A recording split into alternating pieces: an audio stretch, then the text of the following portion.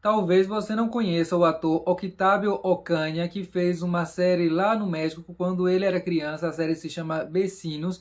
E agora no Brasil, atualmente, ele está em cartaz com a novela Te Dou a Vida. Acontece que nesse final de semana o Octávio veio a falecer e de uma maneira bastante misteriosa. Surgiram muitas teorias. Então, como as pessoas que acompanham a novela Te Dou a Vida e conheceram ele através da novela vieram me perguntar se eu sabia alguma coisa, eu fui procurar saber, porque realmente o caso é muito complexo, está toda uma investigação com várias teorias. Então, no vídeo de hoje, eu vou falar quais foram as teorias que foram ventiladas e também vou dizer, né, o que já as investigações foram mostrando. Eu digo as investigações de jornalistas, de comentadores políticos e tal, porque a versão oficial que vem mesmo da polícia é uma versão assim que está sendo muito, como é que eu vou dizer, muito criticada, colocada em dúvida, e não é para menos. Bom, o que se tem até agora? Temos uma imagem, né, várias filmagens na verdade,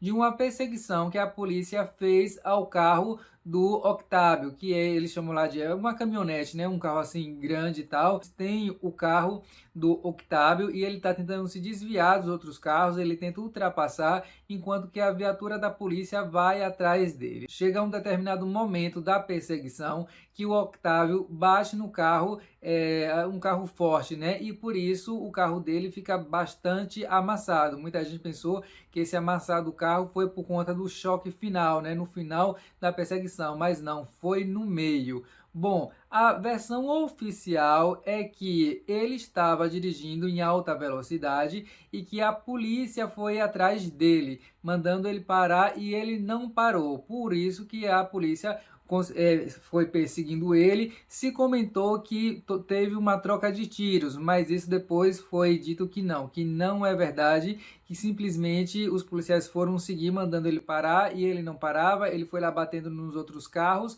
até que ele tirou uma arma do porta-luvas, né? E nesse momento ele acabou se distraindo, bateu o carro e no que ele bateu o carro, a arma que ele estava segurando na mão disparou e aí ele morreu, na verdade, com um disparo dele mesmo, né? Também se começou a questionar se esse tiro foi de fato acidental, né, pelo impacto ali da batida do carro com um monte assim de terra, ou se foi proposital, né? Ou seja, ele quis dar cabo da sua própria vida. Essa versão da polícia é pouco crível porque a polícia falou que em momento nenhum teve troca de tiros, que simplesmente com o impacto, né, a arma disparou sozinha e tal. Só que depois, olhando bem o carro, viram que sim, que o carro tinha uma marca de bala. Então, ao menos um tiro teve. Se teve um tiro, a polícia aí já não disse totalmente a verdade. Acontece é que assim como no Brasil, geralmente nos países, né, de terceiro mundo,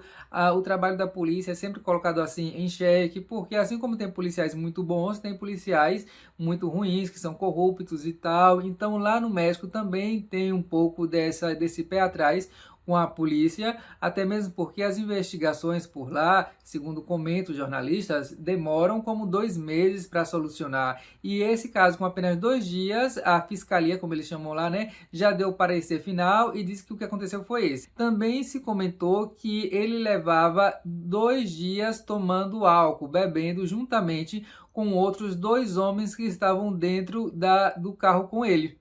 E quem são esses homens? Uma das versões falaram que esses homens, na verdade, eram sequestradores, bandidos, que queriam assaltar o carro do Octávio, e aí por conta disso o Octávio não parou, né, quando a polícia mandou ele parar, porque os homens lá estavam mandando ele continuar, que se ele não continuasse dirigindo e acelerasse, aí eles iriam, né, fazer mal a ele. Essa foi a segunda teoria, que por muito tempo muita gente achou que foi isso mesmo, que tinha sido um latrocínio, né, assalto seguido de, já sabe, né?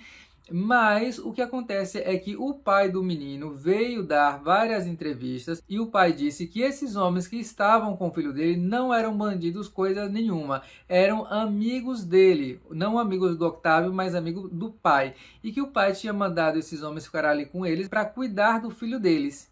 E todo mundo começou a pensar, mas como assim cuidar do filho dele? Porque ele já tinha 22 anos, ele inclusive anunciou em julho numa entrevista dizendo que ia casar, e aí o pai falou que esses homens não eram bandidos, eram pessoas da confiança dele, e fica aquela desconfiança. Será que esses homens falaram isso de livre e espontânea vontade, ou será que foi a polícia que quis fazer com que eles falassem isso?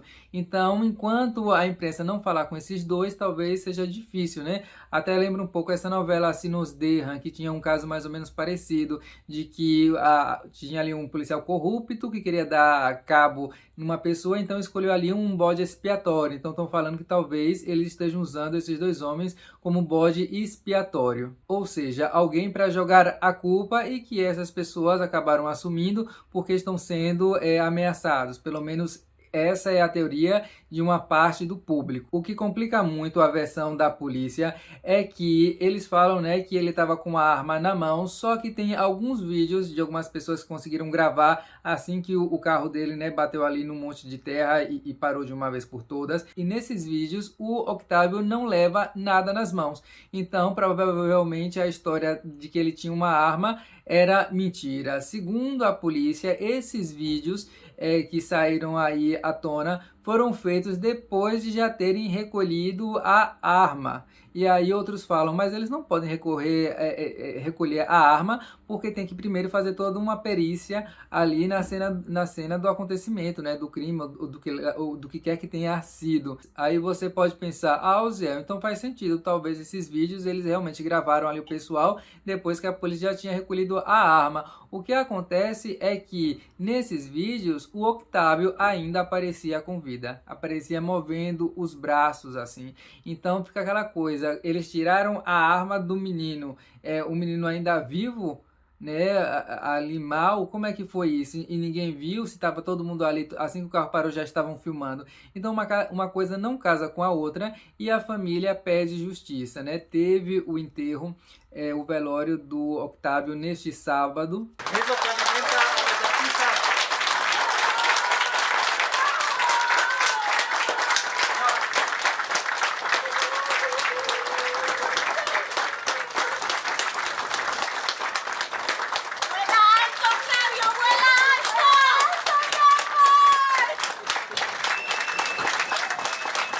Depois desse momento, a irmã dele deu uma entrevista falando que eles vão buscar por justiça. Mais ou menos o mesmo falou a noiva dele, né, que eles iriam casar ali para dezembro, janeiro. E segundo o pai, foi a polícia que plantou essa arma, que o filho dele não era delinquente, que o filho dele era um ator, assim como todo mundo sabia que era, e que ele era um menino de bem. Então, só que a versão do pai também tem um buraco, porque, bom, tudo bem, se a arma não era dele, se esses homens que estavam lá eram para cuidar deles e tudo mais, por que eles não pararam quando a polícia estava atrás deles? Uns dizem que é porque fizeram uma denúncia para a polícia, e a polícia enganada foi em cima dele com tudo, achando que era um delinquente mesmo. Só que agora a polícia não quer confirmar isso, não quer assumir que errou, que se enganou, e que por isso inventou toda essa história de que ele tinha uma arma no porta-luvas, né? Bom, não sei como é que vai ser o final dessa história, a investigação vai continuar,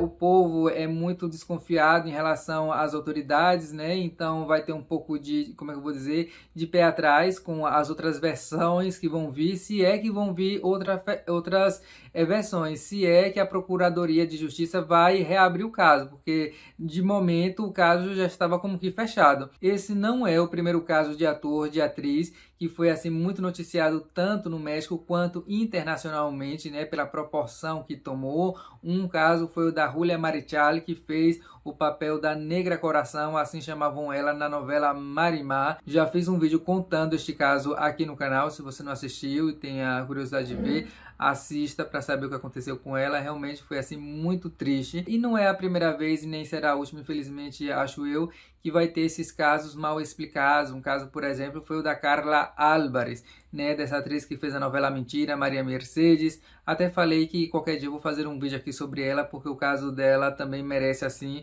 um vídeo mais investigativo, mais explicativo. Então, se quiser ver, se inscreve aqui no canal, tá bom? E para terminar esse vídeo, então, vou terminar com a festa de aniversário em 2019 do Octávio, quando ele estava fazendo a novela Te Doy la Vida. Ali alguns colegas de trabalho, como o Roseron, o já famosíssimo no Brasil César Évora, pararam um pouco as gravações para comemorar o aniversário do Octávio, que infelizmente foi um dos últimos aniversários, né? O penúltimo aniversário dele.